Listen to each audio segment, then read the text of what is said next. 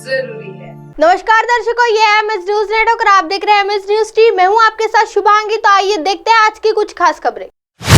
Party मुझे नेता प्रतिपक्ष की जिम्मेदारी से मुक्त कर दे, एनसीपी नेता अजित पवार का बयान। राष्ट्रवादी कांग्रेस पार्टी के वरिष्ठ नेता अजित पवार ने बुधवार को पार्टी के नेतृत्व से अपील की कि उन्हें महाराष्ट्र विधानसभा में विपक्ष के नेता के रूप में जिम्मेदारी से मुक्त किया जाए और उन्हें पार्टी संगठन में कोई भूमिका सौंपी जाए। मुंबई में आयोजित राष्ट्रवादी कांग्रेस पार्टी के 24वें स्थापना दिवस कार्यक्रम में उन्होंने यह मांग रखी, जिसमें उनके चाचा शरद पवार और अन्य वरिष्ठ नेता शामिल हुए थे। मुझे पार्टी संगठन में कोई भी पद दे दे, अजित पवार। उन्होंने कहा, मुझे विपक्ष के नेता के रूप में काम करने में कभी दिलचस्पी नहीं थी, लेकिन पार्टी विधायकों की मांग पर भूमिका स्वीकार की। पवार ने यह भी कहा कि उनकी मांग पर फैसला करना राकांपा नेतृत्व पर निर्भर है। उन्होंने कहा, मुझे पार्टी संगठन में कोई भी पद दे दे, मुझे और जो भी जिम्मेदारी सौंपी जाएगी मैं उसके साथ पूरा न्याय करूंगा।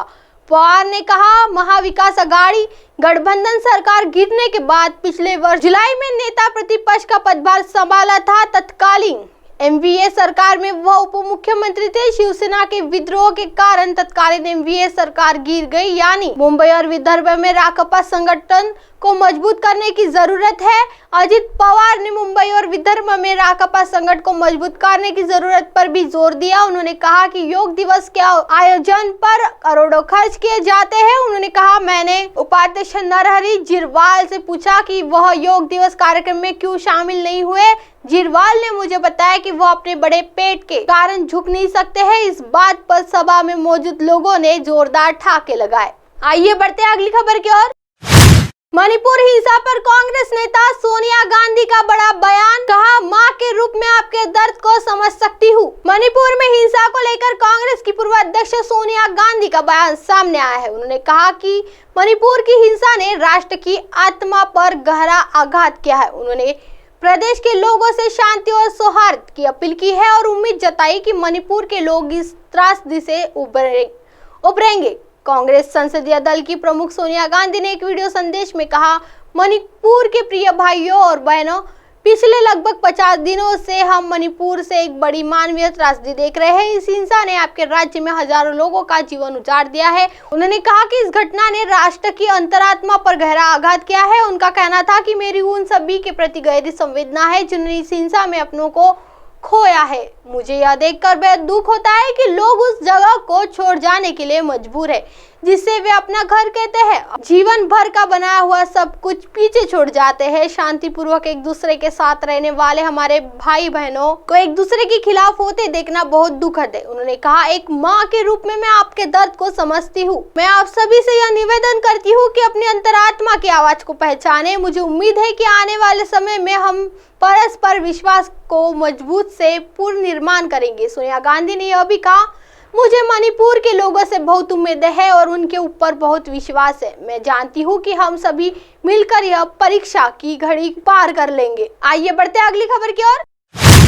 राजस्थान राज्य स्वर्ण रजत कला विकास बोर्ड का होगा गठन। राज्य सरकार द्वारा स्वर्ण रजत कला विकास बोर्ड का गठन किया जाएगा। मुख्यमंत्री अशोक गहलोत ने बोर्ड गठन के प्रस्ताव को स्वीकृति दी है। इसका मुख्यालय जयपुर में होगा। बोर्ड में अध्यक्ष, उपाध्यक्ष तथा 5 गैर सरकारी सदस्य होंगे। इनका कार्यालय 3 वर्ष का रहेगा। साथ ही उद्योग विभाग, स्कूल शिक्षा संस्कृत शिक्षा विभाग, ग्रामीण विकास पंचायती राज विभाग, श्रम विभाग, सामाजिक न्याय या अधिकारिता विभाग ने अतिरिक्त सचिव अथवा उनके प्रतिनिधि बोर्ड में सरकारी सदस्य के रूप में होंगे। सामाजिक न्याय या अधिकारिता विभाग के संयुक्त नए निर्देशक स्तर के अधिकारी सचिव का कार्य करेगी। बोर्ड में राजस्थान राज्य अन्न पिछड़ा वर्ग वित्त विकास सहकारी निगम लिमिटेड के प्रबंधन निदेशक या उनका प्रतिनिधि विशेष आमंत्रित सदस्य होंगे। सामाजिक न्याय या अधिकारिता विभाग बोर्ड का प्रशासनिक विभाग होगा। अब आप हमारे चैनल को आपके मोबाइल पर भी देख सकते हैं। मोबाइल ऐप पर देखने के लिए play store MS news TV app download करें। इंस्टा, ट्विटर, हाईकुक, फेसबुक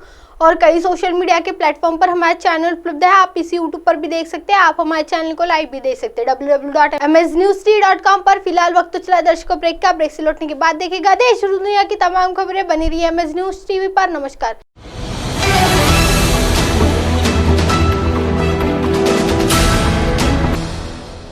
ये है एमएनएस न्यूज नेटवर्क। और आप देख रहे हैं MNS न्यूज।